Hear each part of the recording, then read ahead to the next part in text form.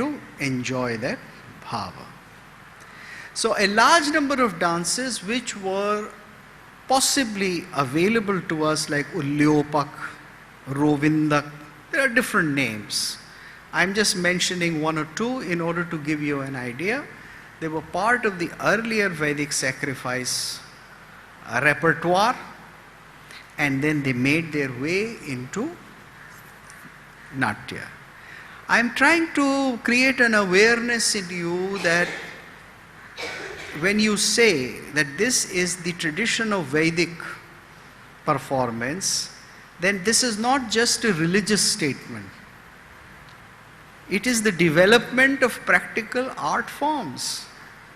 You had art forms which got transmuted into a different art form. So this is how the development takes place. Now, the concept of Poorvaranga. Rang, what does Poorvaranga means?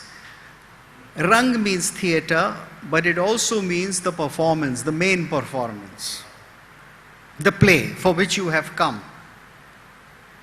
And something which is given to you before that. Why should it be given? Well, obviously, if you are going to a play and your wife had shouted on you a lot, your mind is not in the right place. If you just start watching the play, you're not appreciative enough to see the art, the performance which has been mounted with such great effort.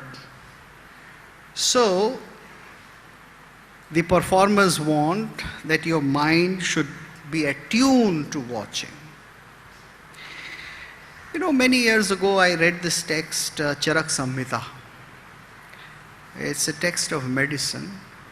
And if I recall it correctly, either it is in Charak or in Sushrut, one of them, you know what he prescribes? He says there are 3 or 4 dishes you are eating. Just don't put one after another, or just don't put them together and mix them. And what he says, take one, savor it, do some charvana or mastication, and after that take a couple gulps of water and freshen your mouth, and then go to the next one,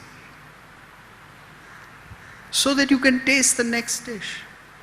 So here it is done with patience. It will be healthier food, you will taste it more, you will make a distinction between the 2 dishes, your palate would be refreshed. Now this is exactly what Poorvarang is supposed to do. Poorvarang is supposed to take your mind off your life of the last few hours. Now that you have entered the world of theatre, the world of performance, you are in another place, loka. And you must forget from where you come. Otherwise things become very bad. And there is no involvement. So, Poorvarang was supposed to be a very elaborate ritual. And the Poorvarang was done every day. It was not just a one-time affair. The Poorvarang, of course, is given in the Natya Shastra, but here in my book I have summarized it, and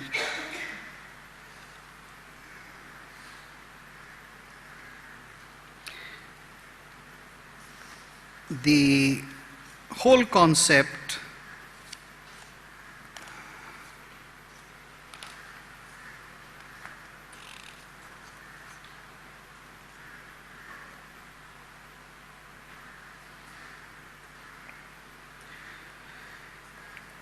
is nothing which you will find impossible to follow, because it's so simple. The Indian performance began with an attractive preamble of song and dance, Geeta Prakriya, called Poorvaranga. It was meant to take the spectator into the world of theatre, to untie the knots of grief, anger, and loss in their hearts. Because if you have come with personal grief, and if your heart is tied up, if your consciousness is restricted, if you just are still thinking about the share market and the loss you made a few hours ago, then you will not open. The total run of a Poorvaranga was done in a succession of 19 steps. The first 9 steps were performed while the curtain, Yavanika, was held somewhere mid-stage. Now this is a technique which is still used in Yakshagan and several other Kerala art forms, that the Yavanika, it's not called Yavanika now, but the patti, it comes in, something goes behind it. Usually a lot of drumming now is done, and it is at a certain point that the curtain is flicked away. Now what happens here, there was many kinds of steps, 9 steps. The Yavanika was made of transparent material. Let me pause here and just make one clarification. Many people say, because this word is Yavanika and the word Yavan or Yonha is referring to the Greeks, so it came from somewhere. Now that of course is not reasonable to presume, because they had no curtain on the stage there at any point. Here it's probably from the Java, the root of the word Java, which means to quickly move, because it quickly moves. If you notice, even in the present day technique, it's not gently put aside, it's flicked away. Was held somewhere mid-stage. Javanika was made of transparent material, and they saw the things going behind it. In the first step was called Pratyahara. The instrument players entered from the doors of the Nepathya Graha and took their seats in the prescribed place, that is the center backstage by the wall. So today, when I began talking in the afternoon, I explained the Vedika to you, and how the drummer and the Vainik and the Sushiravadak and the singer and his wife or disciple, Parigraha, was there too. So they came, they sat. The musicians come and they sit. Now of course they enter from the rear and take their position. The second step was the entry of the lead singer and his supporters. The lead singer would be the one who would sing. That was called Avatarana. Avatarana. Now, you see, this word Avatarana is very loaded. Ranga Avatarana. Ranga Avatarana means entry of the actor. What does the word avatar mean? Well, incarnation, avatar, taking birth, yada yada dharmasya, etc. So that is the incarnation of God. Because Brahma, which is beyond any description, which cannot be described in any material terms, takes a body or takes something in flesh and comes and does a whole lifetime or a leela, that is called an avatar. Right? Descends. Similarly, the actor comes and takes up a role. That is not his role, a real role. The actor will act Ram today and some Lakshmana tomorrow and some other character. So he has taken up a body. He has entered into a body, incarnated, and therefore it is an avatarana. It's intimately connected with the concept that the self, the Atma, can take different shapes. And it is connected with the idea of rebirth. Rebirth not into just human beings. It's not that I am a man and in my next birth I'll be a man again. I may be a woman or a dog or a butterfly or whatever.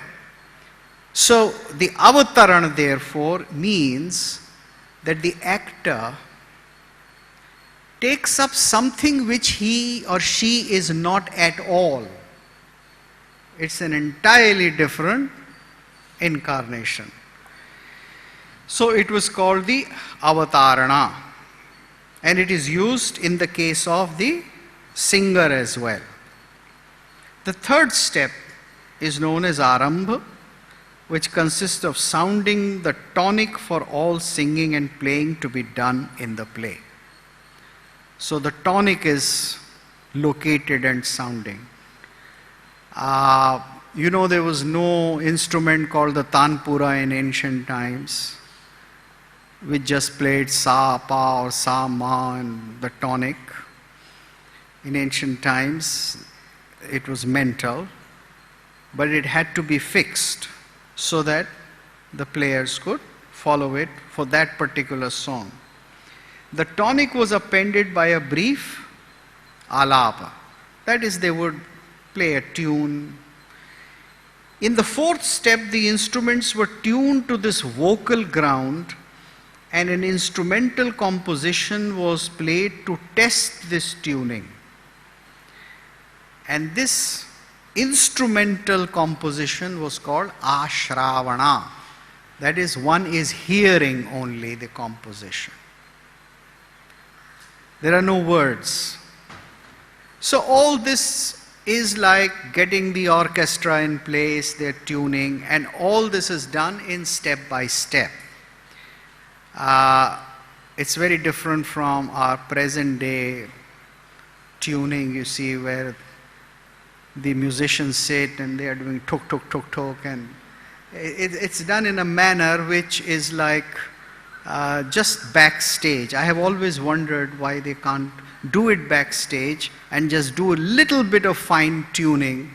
I mean, I have myself done sitar for 10 years. I know that it's not such a impossible task to precisely tune your sitar. Once again, if you have done it in the green room, but somehow it doesn't occur to our present day musicians and music lovers. These people were much more methodical, because they did it in a manner so that they tuned as well as they performed something, and they created an attractiveness. The fifth step was called Vaktrapani, which was to play only to the strings and to test their mutual coordination. So it is by playing something, it is by actually doing an act that you really perfect your tuning. Parighattana was the next step. It was done again, an instrumental composition in which the fingering and the strokes were displayed by the players. So they would, do a small compositions which would test the strong drumming, strong strumming. In the seventh step, Sanghotana, the three panis three ways of making vocal composition of instruments was done. So there are three kinds of panis, Sam, Gopucha and Sragdhara, and the instruments were tested for all kinds of compositions. The eighth step was called Marga Sarit. The drums were combined with the instrument. And finally, a long composition was played as the ninth step, and this was called Asarita, in which the division of tal were demonstrated and counted. With this much accomplished, the Yavanika was taken aside. All this could only be heard by the audience, and to make it really efficient. After the curtain was flicked away, the first visual was the presentation of a song and dance called Gita Vidhi in praise of gods. A Vardhamanak Dhruva was now presented, to which many women dancers provided gestural accompaniments in groups. Gita Vidhi was first of the 10 steps to be seen by the spectator. So they would see a composition in which they would be singing as well as dancing. And this would be group dancing. I mean, it's not a single dancer doing any abhinay. So this is just to enliven the stage.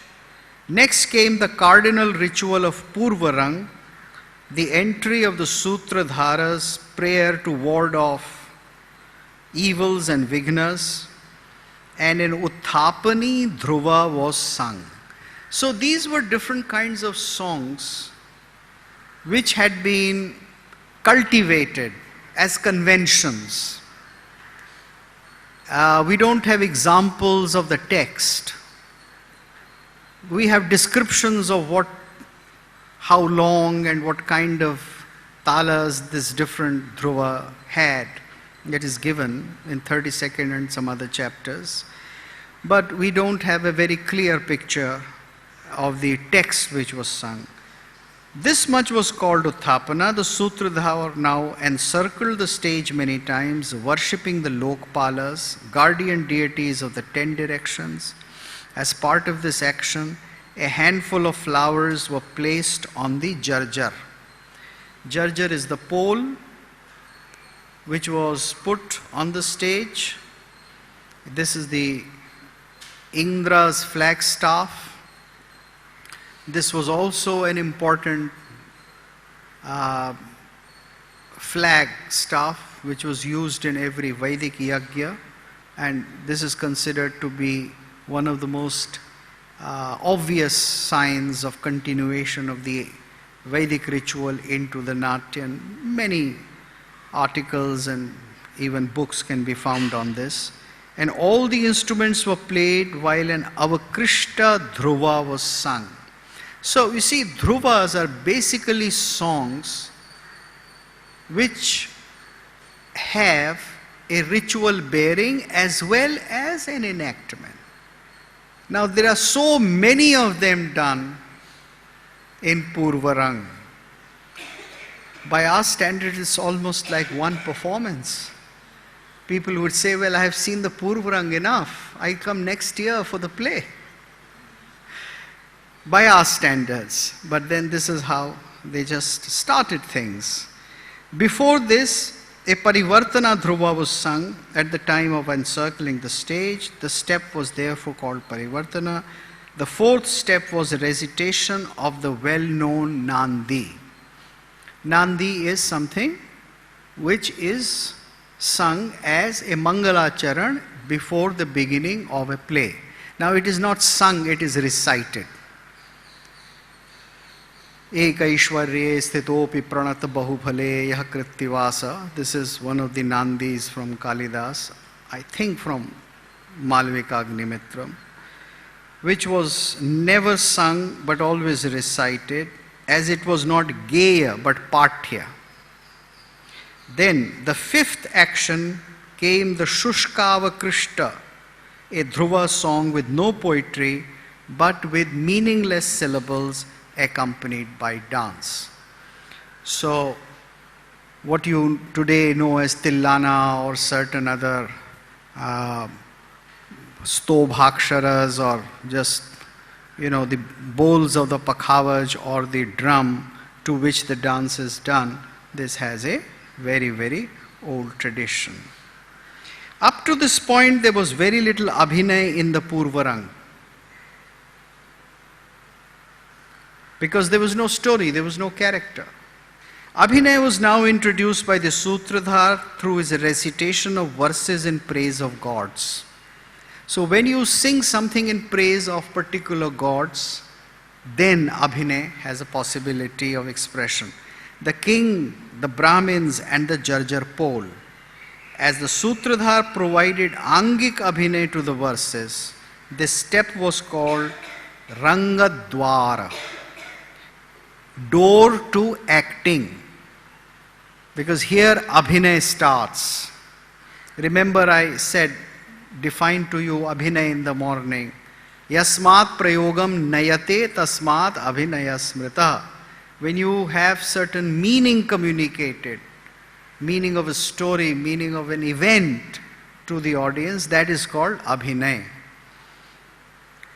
The Poorvaranga then moved on to the seventh step called Chari, in which an Addita Dhruva was provided. So you would find that there are 9 to 10 kinds of Dhruvas which are sung and danced upon.